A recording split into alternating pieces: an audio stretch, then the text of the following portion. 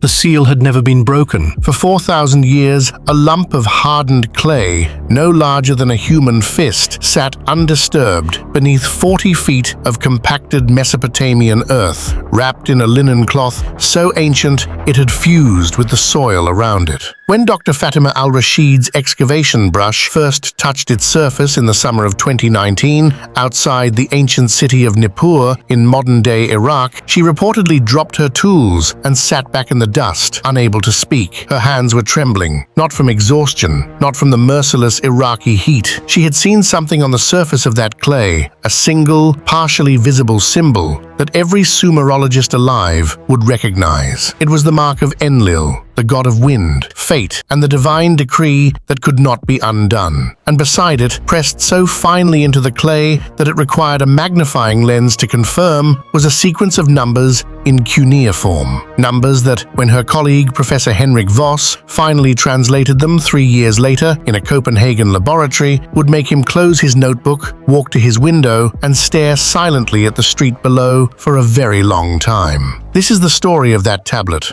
and what it says about who we are, where we came from, and what, according to the ancients themselves, is coming back.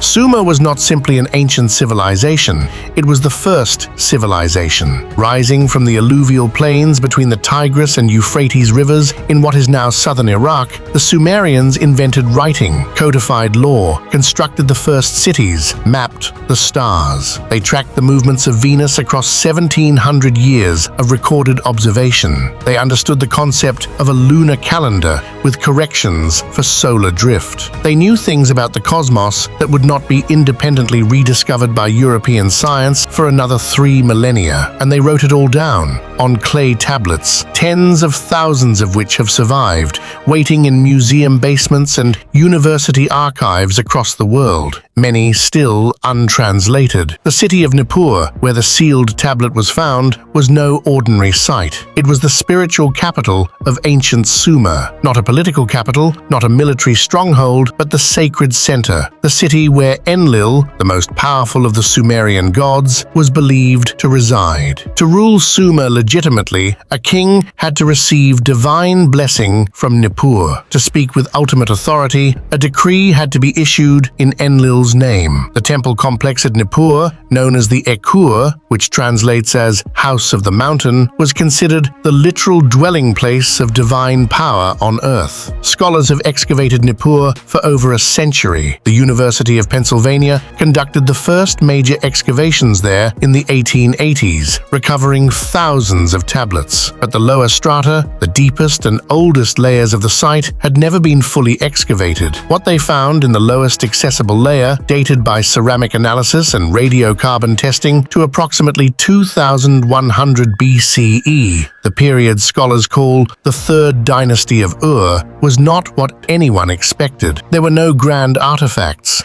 no golden vessels, no royal inscriptions, just a small mud brick chamber sealed with bitumen containing a single clay envelope with a tablet inside, wrapped in that ancient linen, still bearing its unbroken seal. The chamber itself was unusual. It had no door. It had been built around the object, encasing it permanently, which meant that whoever placed that tablet inside never intended for it to be retrieved. Not in their lifetime, perhaps not ever. That single architectural detail is what made al-Rashid's hands tremble, because in Sumerian scribal tradition, objects sealed without exit had one meaning. They were intended for the future. They were messages placed not for the present, but for whoever would come after. This was not an archive, it was an address to the unborn. Cuneiform, the world's first writing system, was not one language, but a script used to render multiple ancient languages, including Sumerian, Akkadian, Elamite, and Hittite. The tablet inside the clay envelope was inscribed in a form of archaic Sumerian that predated even the standardized literary Sumerian of the Old Babylonian period. Voss, one of fewer than 24 scholars globally capable of working with such early-phase Sumerian script, described the translation process as both exhilarating and deeply unsettling.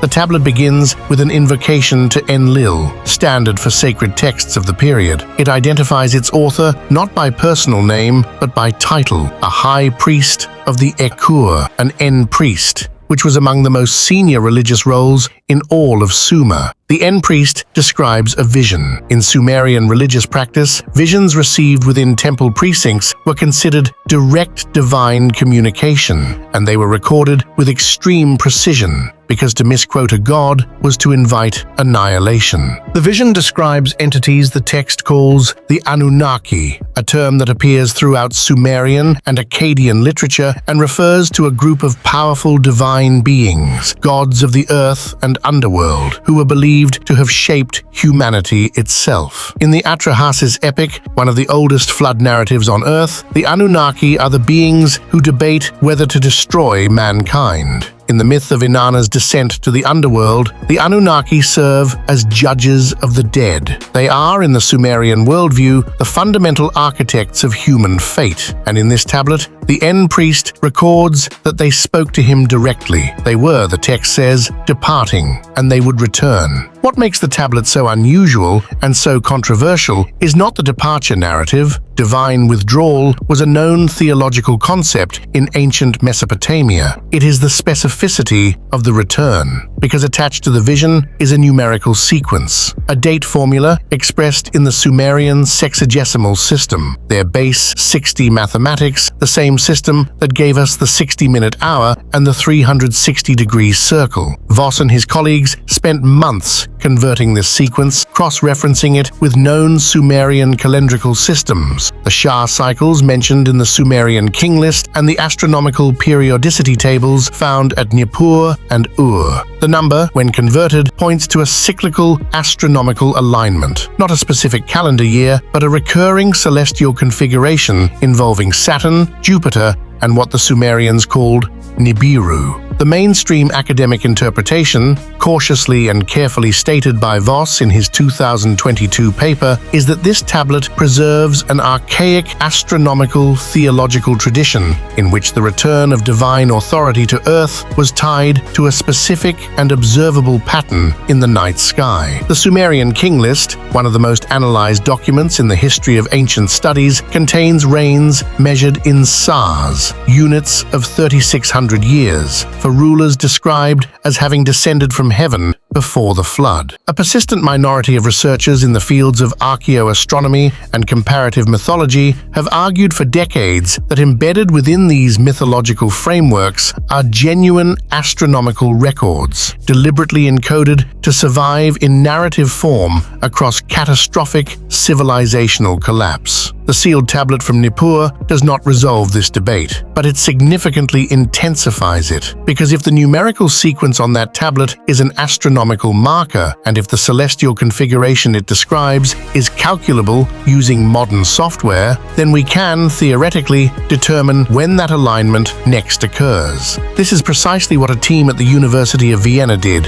informally using the parameters provided by Voss's translation. They have not published, but sources who were present at the internal seminar where the results were presented described the room as having gone very quiet. The Sumerians were not waiting for an abstract divine concept. They were waiting for something specific. The gods of their world were not vaporous metaphors. They were beings with names, preferences, and schedules. Enlil was angry or appeased. Enki was clever or deceptive. Inanna was passionate and vengeful. The Anunnaki deliberated, argued, and made decisions that affected humanity's survival. This was not poetry to the Sumerians. This was cosmology. And in that cosmology, divine beings operated on timescales that dwarfed human history. They came, they departed, they returned. The wheel turned. And the role of the end priest, the scribe, the astronomer-theologian of ancient Nippur, was to watch the sky, maintain the record, and ensure that when the moment arrived, humanity would not be caught unaware. That is what this tablet is.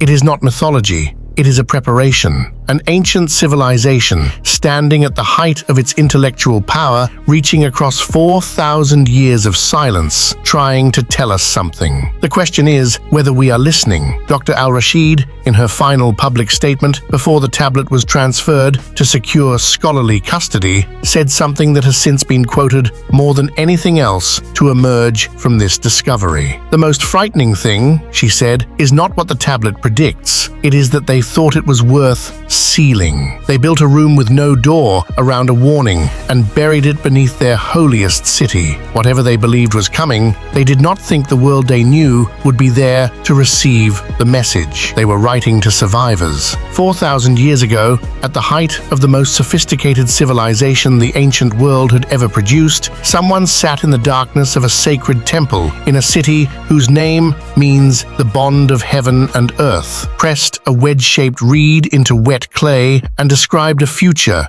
that they believed with absolute conviction was already written in the stars. The tablet exists. The seal was broken. The words have been read, and the sky above us right now is the same sky they were watching.